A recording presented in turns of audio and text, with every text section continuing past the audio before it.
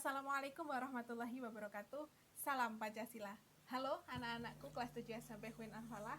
Semoga kalian semua dalam keadaan sehat dan semangat untuk mengikuti kegiatan pembelajaran kali ini. Amin amin ya rabbal alamin. Di video pembelajaran kali ini saya akan menyampaikan lanjutan materi bab 6, yakni mengenai karakteristik daerah tempat tinggal dalam kerangka NKRI. Dengan subbab pembahasan mengenai arti penting dalam pemahaman karakteristik daerah tempat tinggal. Nah, setelah kegiatan pembelajaran ini, saya harap kalian dapat menunjukkan perilaku bersyukur, sikap menghormati dan menghargai sesama, mengidentifikasi arti penting memahami karakteristik daerah tempat tinggal, dan juga nantinya bisa menyajikan laporan hasil telaah arti penting memahami karakteristik daerah tempat tinggal dengan penuh tanggung jawab. Memahami arti penting karakteristik daerah tempat tinggal tentunya tidak akan lepas dari pemahaman terhadap sejarah perjuangan bangsa hingga menuju terbentuknya Negara Kesatuan Republik Indonesia. Kemerdekaan yang dicapai bangsa Indonesia saat ini merupakan hasil dari perjuangan seluruh rakyat Indonesia. Rakyat di berbagai daerah melakukan perlawanan untuk mengusir penjajah, seperti perlawanan rakyat di Pulau Sumatera yang dipelopori oleh Cut Nyak dan Teuku Umar, perlawanan rakyat di Pulau Maluku yang dipelopori oleh Patimura, dan masih banyak lagi perlawanan-perlawanan di berbagai daerah di Indonesia. Setelah perjuangan di berbagai daerah, muncullah masa perlawanan rakyat Indonesia melalui organisasi-organisasi kepemudaan, atau lebih dikenal dengan masa pergerakan nasional, di mana perlawanan terhadap penjajah ini dilakukan melalui forum-forum organisasi kepemudaan, seperti adanya atau munculnya organisasi Budi Utomo, Sarekat Islam, Yong Yafa, kemudian juga Trikoro Darmo, Indise Partai, dan masih banyak lagi.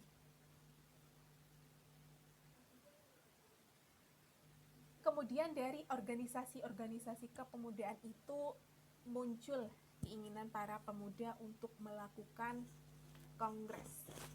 Kongres yang pertama ini dilaksanakan pada tanggal 30 April sampai dengan tanggal 2 Mei 1926. Tujuan dari adanya Kongres Pemuda yang pertama ini yaitu memajukan paham persatuan kebangsaan dan mempererat hubungan antar organisasi kepemudaan. Dan hasil dari Kongres Pemuda 1 yakni pengakuan dan penerimaan cita-cita persatuan Indonesia. 2 tahun setelah Kongres Pemuda pertama dilaksanakan, para pemuda yang berasal dari berbagai suku, agama, dan ras melakukan Kongres Pemuda yang kedua, yakni pada tanggal 27 sampai 28 Oktober 1928.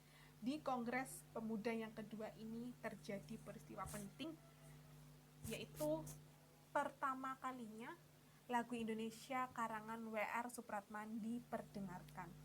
Dan juga di Kongres Pemuda kedua ini pula, para pemuda melakukan ikrar dan sumpah sebagai satu nusa, satu bangsa, dan satu bahasa Indonesia, atau dikenal dengan Sumpah Pemuda. Sehingga Kongres Pemuda kedua tanggal 28 Oktober 1928 ini ditetapkan sebagai Hari Sumpah Pemuda, dan kita peringati setiap tanggal 28 Oktober. Selain masa pergerakan nasional, tentunya untuk memahami karakteristik wilayah NKRI tidak terlepas juga dari masa pendudukan Jepang hingga terwujudnya peristiwa proklamasi. Ayo kita bahas peristiwa-peristiwa tersebut agar kalian lebih memahami bagaimana Negara Kesatuan Republik Indonesia dapat terbentuk. Nah, Jepang ini sebagai salah satu negara di Asia Timur ikut berpartisipasi dalam Perang Dunia yang kedua. Jepang melakukan ekspansi atau perluasan wilayah hingga ke Hindia Belanda.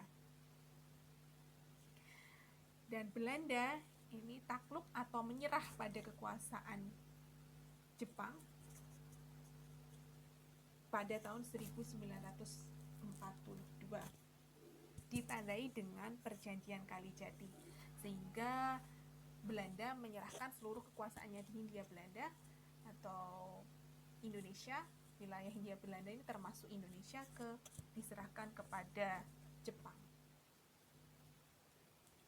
Di masa pendudukan Jepang ada banyak sekali pengaruh terhadap kehidupan bangsa Indonesia. Ada beberapa pengaruh positif yang dibawa Jepang terhadap bangsa Indonesia. Yang pertama yaitu penggunaan bahasa Indonesia secara luas.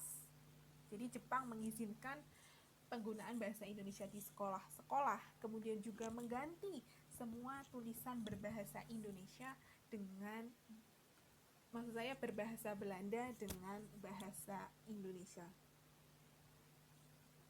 Terus yang kedua, dibentuknya Lembaga Kebudayaan Keimin Bunkasi Duso. Di lembaga ini menjadi tempat bagi para budayawan untuk mengembangkan berbagai karya, jadi selama tidak bertentangan dengan Jepang. Kemudian yang ketiga yaitu hilangnya diskriminasi pendidikan. Kalau dulu di zaman Belanda yang bisa mengenyam pendidikan itu hanya orang-orang tertentu, untuk orang-orang pribumi sangat jarang sekali yang bisa mengenyam pendidikan. Pendidikan hanya diperuntukkan lebih banyak untuk orang-orang Belanda. Nah, di zaman Jepang ini diskriminasi pendidikan dihilangkan dan ditetapkan sistem pendidikan SD, SMP, dan SMA. Yang keempat, adanya kebiasaan upacara seminggu sekali. Nah, upacara seminggu sekali ini membawa dampak baik bagi bangsa Indonesia karena melatih rakyat Indonesia untuk menjaga nasionalisme. Dan pengaruh yang kelima yaitu adanya pelatihan militer dan semi militer yang kemudian dimanfaatkan dalam perjuangan kemerdekaan.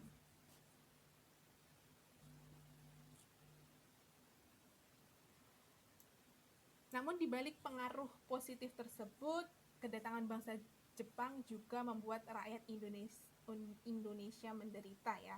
Hampir 400 jiwa rakyat Indonesia menjadi korban dari Romusa.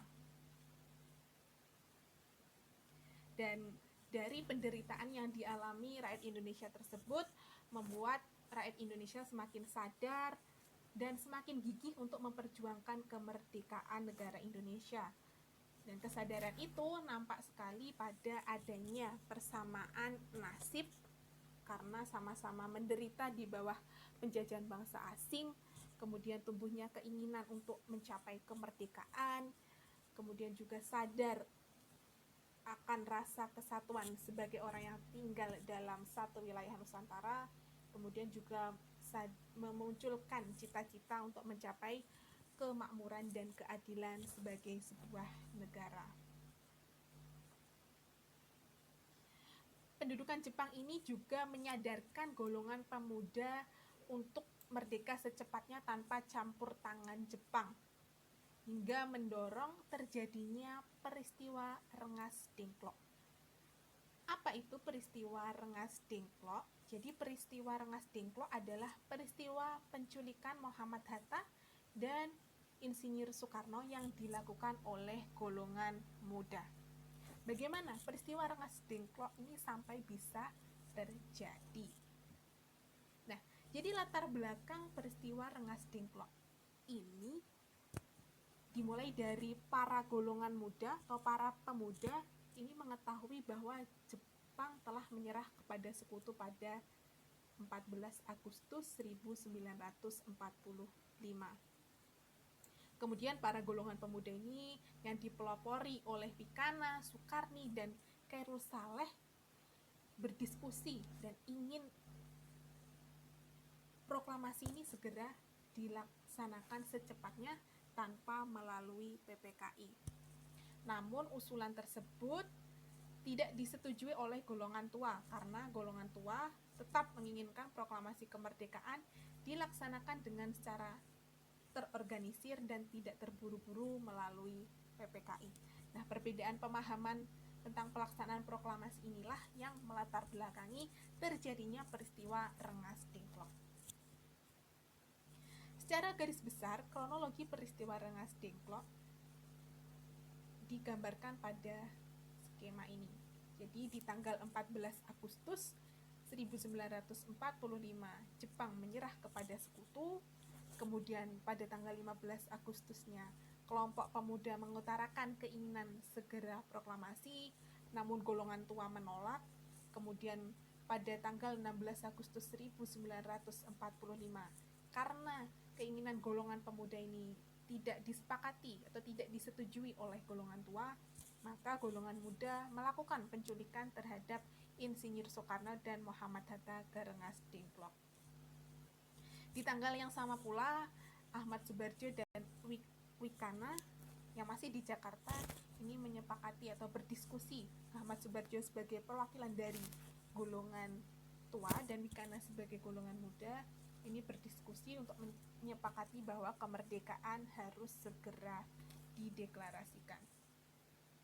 Nah, kurang lebih seperti gambar di video ini jika berlangsungnya peristiwa Rengas Dengklok. Jadi pada tanggal 16 Agustus 1945 pukul 4:30 ini sekelompok pemuda membawa Soekarno dan Muhammad Hatta dari Jakarta menuju Rengas Dengklok. Nah, tujuannya apa sih kok sampai dibawa ke Rengas Dengklok? Tujuannya yaitu menjauhkan Insinyur Soekarno dan Muhammad Hatta dari pengaruh kekuasaan Jepang, agar kedua tokoh ini tidak terpengaruh oleh Jepang dan segera bisa membuat keputusan kapan proklamasi akan dilaksanakan. Nah, golongan pemuda ini membawa Soekarno dan Hatta ke Rengas Dengklok. Rengas Dengklok merupakan sebuah kota di pantai utara Kabupaten Karawang.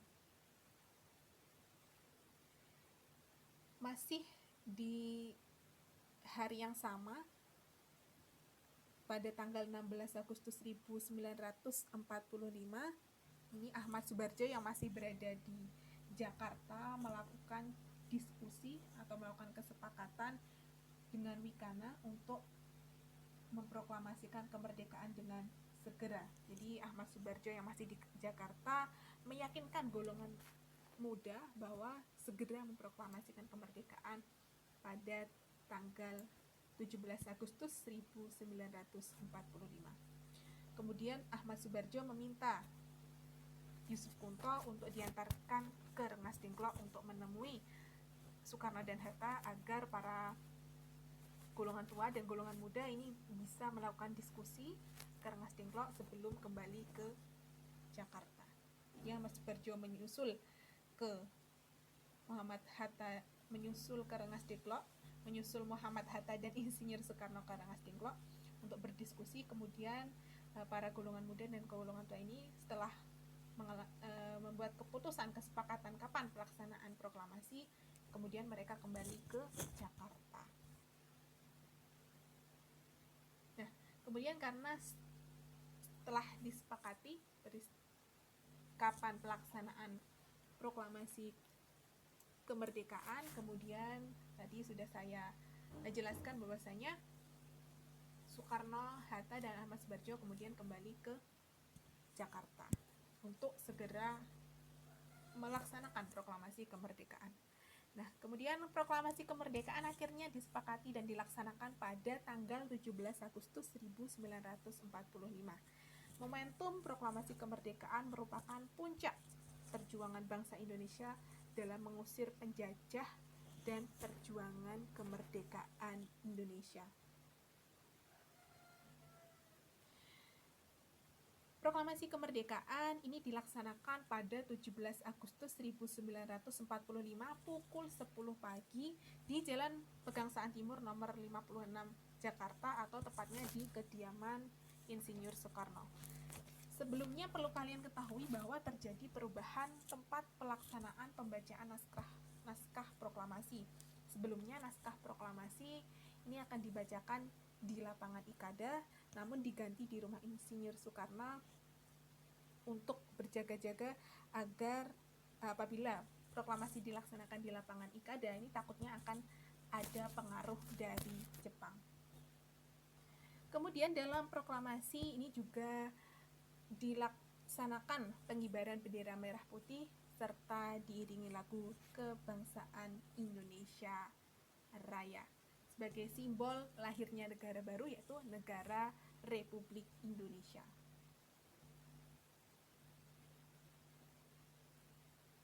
Nah, proklamasi merupakan pintu bagi bangsa Indonesia menjadi sebuah negara yang berdaulat.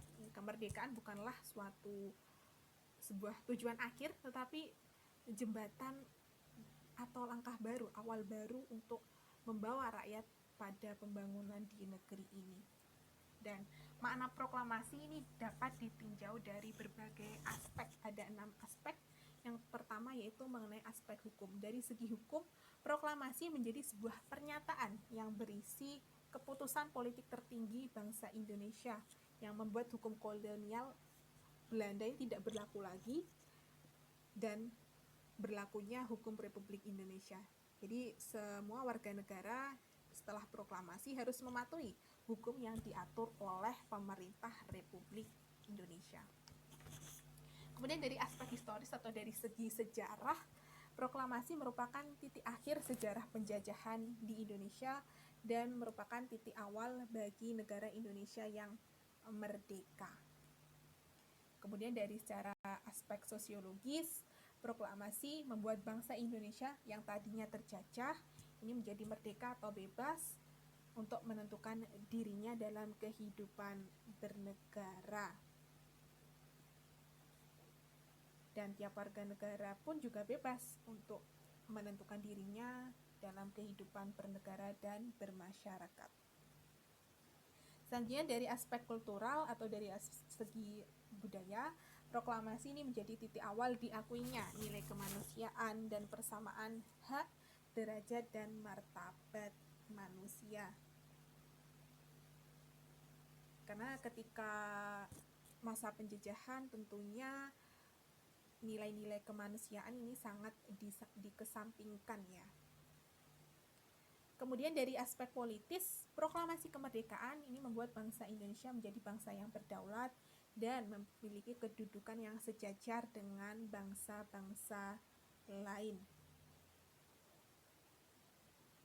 Dan dari segi aspek spiritual, jadi proklamasi kemerdekaan Indonesia ini tidak bisa lepas dari doa segenap bangsa Indonesia. Ketika segala usaha telah dilakukan untuk mewujudkan kemerdekaan, ini tentunya juga berkat ridho dari Allah Subhanahu wa Ta'ala. Nah, setelah kemerdekaan Indonesia, perjuangan rakyat ini tidak berhenti. Perjuangan masih terus bergelora untuk mempertahankan kemerdekaan. Seperti peristiwa Bandung Lautan Api pada tanggal 23 Maret 1946, kemudian juga ada peristiwa pertempuran Surabaya pada 10 November 1945, kemudian juga ada peristiwa Ambarawa pada tanggal 20 Oktober sampai 15 Desember 1945. Ini masih banyak sekali pertempuran-pertempuran untuk mempertahankan kemerdekaan negara Indonesia. Hal ini membuktikan bahwasanya kemerdekaan yang sudah ada ini tetap perlu diperjuangkan, tetap perlu dipertahankan demi tercapainya tujuan dan cita-cita negara Indonesia. Baik, itu tadi materi seputar arti pemahaman Negara Kesatuan Republik Indonesia. Semoga apa yang saya sampaikan kali ini dapat membawa manfaat. Jika ada materi yang kurang dimengerti, bisa langsung ditanyakan melalui Japri atau dituliskan di kolom komentar. Sekian, video pembelajaran kali ini. Semoga bermanfaat untuk kalian semua. Tetap semangat untuk belajar dan wassalamualaikum warahmatullahi wabarakatuh.